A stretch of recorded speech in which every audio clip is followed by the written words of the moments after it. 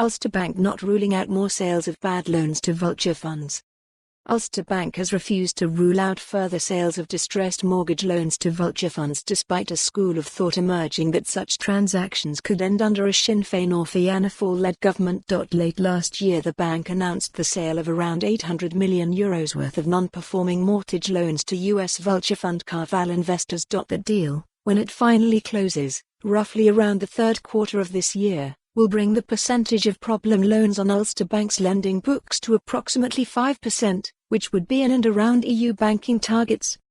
The bank closed 2019 with non-performing loans forming slightly less than 10% of its overall loan book. Speaking on the back of a solid set of annual results, Ulster Bank Chief Executive Jane Howard said no further loan sales are planned, but the option isn't off the table.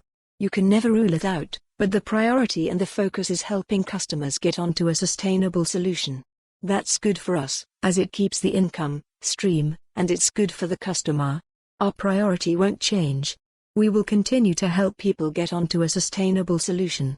But, you do have to run a bank safely, and we don't want high non-performing loans, Ms. Howard said. This week, mortgage debt advocate David Hall predicted the end of the road for vulture fund loan purchases in light of the election result.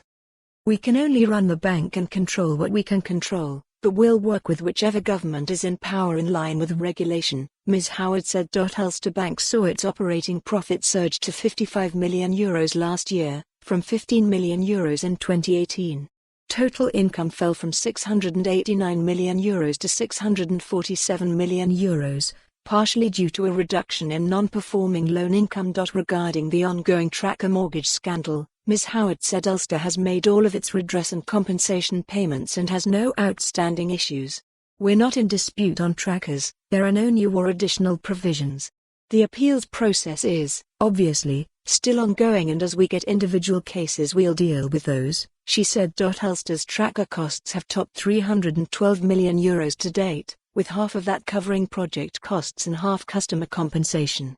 An undisclosed provision for a still-to-be-decided central bank fine has been set. Ulster's gross new lending increased by 13% to Eurib last year, with mortgage lending up 18% and business lending jumping 6%. The bank's share of the Irish mortgage market increased from 13% to 14.6% last year. Ms. Howard said that the lender is on plan to grow mortgage market share further this year. We have built strong foundations, but our performance doesn't yet match its full potential, she said. Ulster Bank's parent Royal Bank of Scotland reported a better-than-expected pre-tax profit of £4.2 billion, €5 billion, for 2019, with new CEO Alison Rose setting out. For more on this story, visit the news article link.